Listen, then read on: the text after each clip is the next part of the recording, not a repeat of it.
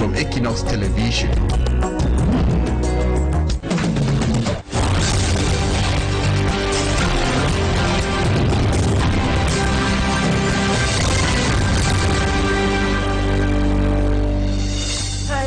Faithful viewers of Equinoxe Television, it's time for the news. Thank you so much for joining us this evening today, Monday. Our major stories: right away, a bloody weekend in the southwest and northwest regions. As the Anglophone crisis continues, blood also continues to flow in the conflict-stricken regions of Cameroon. At least 3 police officers and other civilians were killed last weekend in Goya and in Bamenda. We will be telling you more on what happened in this news edition. And in 4 days, registration on the electoral list ahead of next year's elections will come to an end. In this edition of the news, we bring to you updates in different registration centers and the various strategies political parties and other civil society actors are using to register more Cameroonians for next year's elections. Those are our major stories.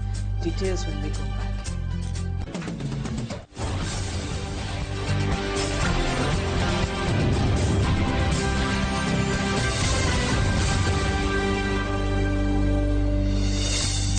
Welcome back, viewers. Thank you so much for the confidence and welcome back from the weekend. We told you a while ago that it was a bloody weekend in the northwest and the southwest regions of the country. At least 3 police officers were gunned down at a control post not far away from Munya in the Fakol division of the southwest region. And also 3 civilians were discovered dead in different neighborhoods in the northwest region, precisely in Bamenda. Immaculate Fogg tells us more of those 2 news incidents. The gunmen, believed to be separatist fighters, reportedly ambushed the men in uniform at their duty post in a village known as Butingi, the main road linking Muya to the Boya Central Market. According to reports, there were 5 officers on duty at a checkpoint, but the 2 who survived had gone to buy food while the others were inside a makeshift office when the attackers stormed the area. A civil society activist, Ngwamak, says if nothing is done to resolve the crisis, then we should expect more of such incidents. The men in uniform have always been the target for the Amber Boys because they are fighting against the men in uniform and not the civilian population. So it has always been their target and it will remain their target until this war is over. So I don't think there is any other target that the Amber guys have. Those that are being kidnapped for ransom or some civilians that are killed are just victims of circumstances. And in Bamenda, chief town of the northwest region, a man whose name we got as Nji Prince, commonly known as Bakayoko, was discovered dead around Bingfibi, a neighborhood in Mankon, Bamenda 2 subdivision. Another macabre discovery was that of Fon Julius. His corpse was discovered at the Foncher Street area, a few meters away from the Teachers Training College. According to our sources, Julius, who often distributes drugs to various health units across Bamenda, was forcibly removed from his bike.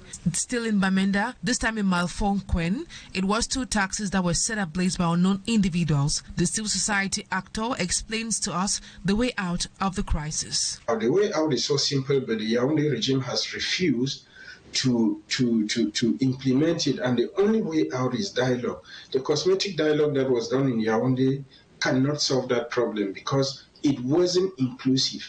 So for more than 10 taxis have been burnt in Bamenda, with many others damaged after separatist fighters demanded that taxi colors be changed from yellow to blue and white. Now let's talk about the fight against car theft in the country. Security forces of the National Gendarmerie during operation discovered 7 stolen cars. The luxurious vehicles were from neighboring countries where car trafficking has been gaining grounds. Lucy Liengu Esie has the details. Security forces of the Douala Territorial Gendarmerie Group uncovered 7 stolen vehicles smuggled from neighboring countries. This was possible via investigations launched and supervised by Colonel Bikele Pierre-Aimé and Lieutenant Colonel Patrick Soboso. These cars are from our neighboring countries, precisely Central African Republic. The vehicles were stolen in pretext of rent by some individuals. The cars, according to security forces, were rented in Bangui in the Central African Republic by individuals who are of different nationalities. The alleged bandits also steal and export vehicles, often luxury models. Equipped with comprehensive intelligence network, the Douala Territorial Gendarmerie Group was able to locate 7 out of 32 vehicles illegally transported into Cameroon. It should be noted that we carried out operations not just in the region, but equally in Yaoundé. In Douala, we discovered 4 vehicles, in Yaoundé too. Worthy of note is that all these vehicles are luxurious cars. Meantime, investigations have been launched to retrieve the other vehicles and apprehend some suspects on the run in Congo. Security forces of the National Gendarmerie call on the population to be vigilant. And now in politics, voter registration in Cameroon ahead of next year's elections ends. That will be in 5 days precisely on Saturday, and many Cameroonians are still to register on the electoral registers. Our reporter Babila Jonathan visited some registration points and some election branch offices here in Douala and now tells us that the registration process is now gaining steam. Few days to the end of the ongoing voter registration exercise, many Cameroonians are streaming into registration points and branch offices of Elections Cameroon to get their names on the electoral list in Douala. Many of those scrambling to register are young people in the quest for change. So it was on my program to do my card things before, but due to my occupations, so I could not. But this week I had to find time because it was the last week too. You know, with limit, we have more pressure. And with the eager to see change, I had to make my card. I don't like the situation of my country, you know. Like when I see other countries around, like other neighboring countries, Nigeria, Burkina Faso, Mali, I see the change and it moves me. And I don't see that in my country, yes.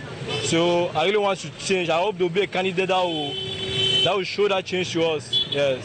While some election branch offices, like those of Douala 1 and 2 subdivisions, are either scanty or void of potential voters, others, including that of Douala 4 subdivision, are receiving many Cameroonians scrambling to catch up with time. In this election branch office adjacent to the Bonasama District Hospital, staff and officials are working without rest to meet up the increasing demand and to respond to the worries of some Cameroonians with specific problems. This man, for instance, lost his electoral card and came here to find out what to do. We understand, and we are saying that you have your card. You have your card, but for now, the cards, we cannot give you the card immediately. I don't want to get myself identified, so when it's time for sharing, when the cards are available, we'll send you messages. Yes, we'll send you messages. No, that's for, yes, it's just to make you understand that even if you didn't have the card for now, and elections come before that time, you will still vote with your ID card. It's okay because... But that does not mean that you will not have your card. So I wanted to be sure that I can vote. That's what I want. You can vote. Good. Take the assurance from us. Elections Cameroon is saying you will vote. Okay. Yes. Thank you. The electoral law stipulates that the registration exercise ends on August 31st. We will be talking more on that in the second part of the news. Now we take you to Nigeria, where the Nigerian police has released over 20 students who were kidnapped some time ago by armed men, and over to the DRC, several persons are migrating because of conflict intensity with other neighboring countries. Our foreign page roundup with Cedric Chakotio. At least 100 villagers and soldiers were killed in central Burkina Faso during a weekend attack on a village by Al-Qaeda-linked jihadists. Based on video evidence available, regional specialists have described the assault as one of the deadliest this year in the conflict-battered West African nation. Villagers in the Barçalogo commune, which is 80 kilometers from the capital city, were helping security forces dig up trenches to protect security outposts and villages on Saturday when fighters with the Al-Qaeda-linked DNIM group invaded the area and opened fire on them. Al-Qaeda claimed responsibility for the attack on Sunday, saying in a statement that it gained total control over a militia position in Barçalogo in Kaya, a strategic town where security forces have used to fight off jihadists that have over the years tried to close on the capital, Ouagadougou. Elsewhere in Nigeria, the recent purchase of a new $100 million aircraft for President Bola Tinubu has sparked widespread among Nigerians. Many see this as a glaring example of a government out of touch with the daily struggles of its people as the country faces its worst economic crisis in decades. And in Tunisia, Tunisian President Kais Saied announced a major cabinet overhaul on Sunday, August 25th, appointing 19 new ministers, including those responsible for defense, foreign affairs and economy ahead of the presidential election on October 6th. According to a statement from the presidency, Khaled Sili will now serve as the defense minister and Mohamed Ali Natif will take over as foreign affairs minister. We now talk sports. Our two Cameroonian clubs at the CAF Interclubs competitions have been eliminated. Over the weekend, Victoria United and Football Club of Baham failed to recover from the first leg defeat against Samatex FC of Ghana and Penisville FC of Liberia, respectively. Added to their elimination, the Kie Women's Football Club fails to qualify for the CAF Women's Champions League. Smajikan Gabriel has the details of those stories and more on our sports package today.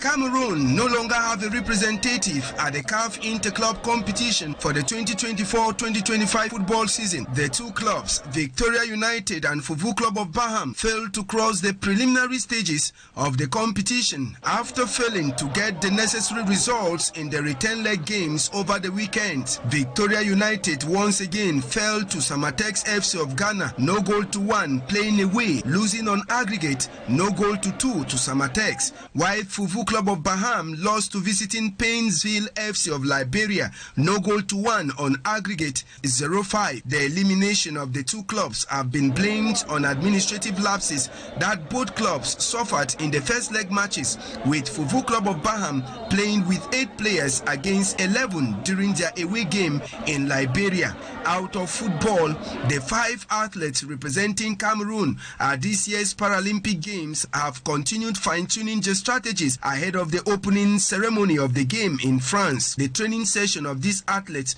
is taking place at the Poitiers Sports Complex. In prelude to the games, the president of the Paralympics Committee, Jean-Jacques Ndudumu, paid a visit to the athletes at their base in Poitiers. The 5 athletes in Poitiers include Yves Noé Batifi Lumu in high jump, Mawe Fokwa Alet, shot put, Menge Tema Giselle para powerlifting in the minus 75 kilograms, Shemonye Tukam Julien in para taekwondo minus 45 kilograms, and Dasi Marie Antoinette for 65 kilograms Paralympic taekwondo. The hope of the athletes is to put smiles on Cameroonians at the end of the competition after the first disappointing results we recorded at the just ended Olympic Games in Paris, France.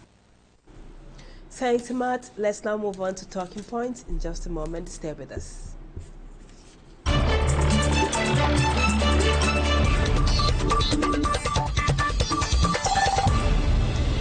Welcome back, viewers. In the news, we told you that on August 31, that would be on Saturday, Ilekam will be shutting its doors. What does that mean? It means registration to vote for next year's election will come to an end. So if you haven't registered yet, you have to do it before Saturday, that would be August 31. And various political parties and also civil society organizations have been devising other means to get more Cameroonians registered for next year's election. And our guest tonight is Honorable Esembe Malumba. He is Member of Parliament for the Boya urban constituency. Thank you so much, Honorable, for accepting to be our guest on Talking Point tonight. Now, for the past 1 month, you have been rallying people somehow in Boya to let them register on the electoral registers. Now, can you tell us what has been your motivation, especially as you are from the ruling CPDM party? I can say I was just a catalyst, because there was a whole team working behind me, back office, a committee to organize the tournament, and sponsors whom I've acknowledged over and over again. And the least I can say for now is that I thank all of them so much, because the success we registered is a testament of the collective effort. So now, talking about bringing people together for voter registration, we are all aware that we are just a couple of months away from elections, a number of elections in our country, beginning with the presidential. It is important that as we were going towards the deadline for registration, which is August 31, we had to bring together particularly our own people, our own militants and sympathizers and friends, to have them register, because when the time comes, it is the power of the vote which is going to count. And so I want to use this opportunity to say a very big thank you to the hundreds, if I'm not mistaken, maybe thousands I saw that came out every day when we had games and took the opportunity of the proximity voter registration, with Elecam agents being at the venues to register. To them I say a big thank you. And now, Honorable, from what you have observed in your constituency, how can you quantify the response from the people during the voter registration in Boya? I've heard comments, and I would rather that you get it from the man on the street, from the population directly. But the feedback generally has been that it has been a one of its kind. It's been, maybe, from what I got, a very long time that the city of Boya had this kind of event which brought together so many people for a period of 1 month. And so, I mean, to have these thousands of people come out, the opening was on July 28th at the Moliko Stadium, and yesterday at the Boya Town Stadium, it was like, you know, double what we saw at the opening. We can only but say thank you to our people who came out without any regard to tribe, to religion, and to all the other barriers that may exist. And we've been there for 1 month as one person, speaking the same language, that of living together for peace and for development. And now, Honorable, we know that the Southwest in general is somehow insecure. We just learned of the attack which took place, and about 3 police officers were killed.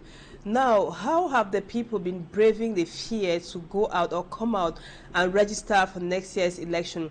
We might want to find out from you if you have an exact number or thereabout of the number of persons who have registered so far in Boya.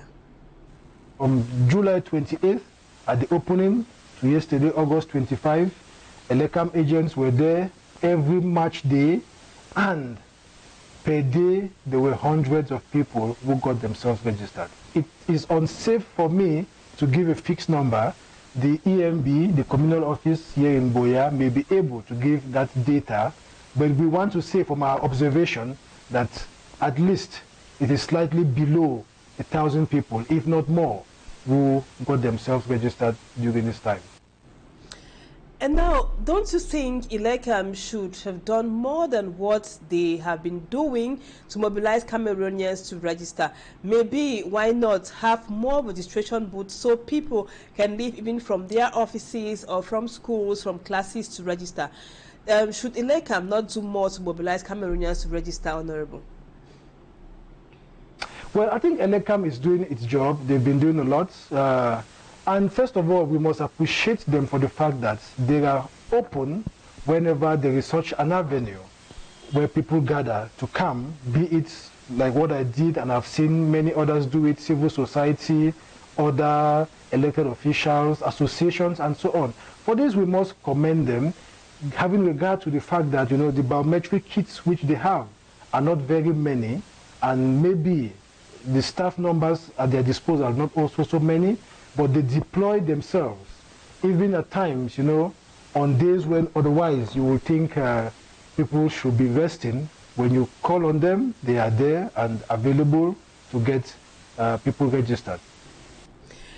Before we go, Honorable, like you mentioned at the beginning of the interview, you have been, can you tell us, you've been organizing tournaments to galvanize people, bring them together and cajole them somehow to vote. Has that been a strategy? And for you in Boya, has that really been working? Well, so at the onset, we had 3 objectives which we wanted to realize, and I'll be grateful if you tell me at the end of the day if we succeeded. The first was to promote social cohesion and living together in our city, and particularly our constituency, Boya Urban. A matter of bringing everybody together, like I said, to break social barriers, build peace, and have a strong community. The second objective was civic engagement. Bring these people together, sensitize, educate them, raise awareness on their civic responsibilities vis-a-vis the democratic process and the nation, in particular the importance of voter registration, especially in this pre-electoral period. And this is where the support, or I would say partnership of ELECAM has been very instrumental, because by their presence we got a good number of people registered. And the third objective, I think I also mentioned earlier, was to promote sports, detect talents, provide an avenue where especially the youth could engage in healthy competition, and from there, who knows, someone could have spotted some of them and they may have better opportunities to play both domestically and abroad thanks to this tournament. Thank you, Honorable. The most important objective was to galvanize or mobilize people to register on the electoral list ahead of next year's elections. And like we mentioned at the beginning of the news, you have just 4 days to register on the electoral list, because ELECAM shut its doors. That would be on Saturday. So go and register now. Thank you, Honorable, for accepting to be our guest on Talking Point tonight. And viewers, we thank you so much for being with us. Don't go away, our programs continue this evening. Equinoxe Forum comes up at exactly 7 p.m. and the news in the French language will be yours at 8 p.m. So stay with us on Equinoxe Television. Bye-bye for now, and see you again tomorrow, God willing.